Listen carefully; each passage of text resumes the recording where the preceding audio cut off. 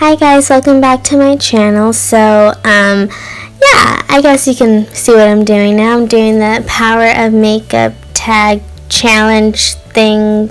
I don't know what it's called, but whatever. So, most people tell their stories about how they got into makeup, and I decided I wanted to tell my story about how I got into being me, because for a long time I wasn't doing that. And for a long time, I was letting other people decide who I was instead of letting myself choose. Wow, it's kind of weird to say that because I haven't thought about it in a long time. So, story time, yay! My freshman year of high school, I decided to go to a high school instead of homeschooling, which I was homeschooled since day one, and then I decided I wanted a high school experience because I thought it was going to be like High School Musical in Greece, and let me just tell you, it wasn't. I got bullied for most of my freshman year, and I didn't really know what that was because I had seen it in movies, but I never thought people were actually like that, which was a really, really, rude wake-up call for me because I was like, wow, okay, people aren't that nice.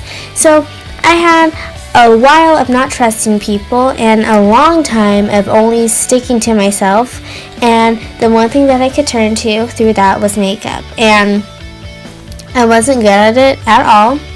It was not cute, and I don't know why I turned to makeup, but it helped me because I wasn't expressing myself creatively, and that's why I feel like I got bullied, because I wasn't me. I'm a very creative person. Spiritually, makeup-ly, that's not a word. Okay, I'm creative, let's just go with that. And I lost my creativity when I started school, and that's why I wasn't who I was, and that's why it was so easy for me to get influenced and fall into a trap of letting people walk all over me. So once I realized that, and summer came around, I wasn't going to go back to the school, but then I wanted to get closure. Okay, Sid, sometimes you need to let things go and let people be and not always want to have revenge in a nice diplomatic way. So I went back to that school my sophomore year, and whoop-de-doo, I got slut-shamed. What's worse than bullying? That. So slut-shaming is basically when you just shame someone and call them a slut based off of how they dress or how they act or how you think they look in their clothes, which, it hurt at the time, and now I'm like, that wasn't who I was, and I've changed the word slut and I've changed the word whore into the most empowering words ever, and I proudly own those words, and most people can't say that. I'm happy I can say that, but again, I lost all sense of creativity when I went back to that school. And once again, I turned to makeup, but this time I got judged for it, and that hurt real hard, really, really, really hard. And then I realized later on, after I was done with my sophomore year, that this is toxic.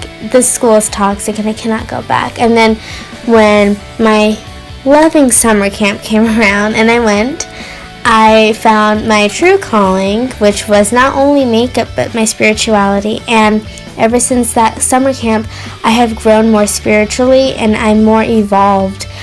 I have grown so much, maybe not physically, I'm still rather short and small and petite, but whatever, but I've grown as a human being, and I feel like I'm so much wiser, and I make wiser choices. I've been going on a single diet for the past months. It's been a long time, and it's my choice because I know that I need to take the time to get to know myself and date myself. That was so beside the point, but single diets are really fun. I recommend them. Date yourself, treat yourself, all that good stuff. But I don't think I would have ever done that if I was still at that school, and I don't think I would have ever done that if I hadn't gone through those experiences. I'm not saying you need to have a shitty life to, have this wonderful, experience. I said shit. Oh, well, whatever. But, you don't need to go through all that stuff. You don't need to have a victim story. Who wants to be a victim? No one wants to be a victim. Some people do, but you don't have to. I decided from the time I got called a slut to the time I got bullied that I want to live my life for me. Not for you, but for me. And I've been doing that ever since all this stuff has happened. I only do what makes me truthfully happy, not what other people want to see me do. I do what I love, and I do what makes me feel like the best version of Sydney that I can be. I am expressing my authentic self every single day of my life. I am believing and trusting in myself to manifest what makes me happy. And I'm not so much seeking outside of myself, but I'm knowing that me as a person, I can manifest the fullest and happiest life for myself. And, I don't think a lot of people realize how easy it is. If you're walking down a dirt road and there's two paths and one's full of a swampy mess and the other one's full of flowers, which one are you going to take? Life is like that. You make the choices in life. You decide how you want to live it. And I've decided that I want to live my life not to impress you and not to impress so-and-so and whoever, but to make me happy. Because I'm Sydney and that's the best version of myself that I can be. And you are the best version of yourself that you can be.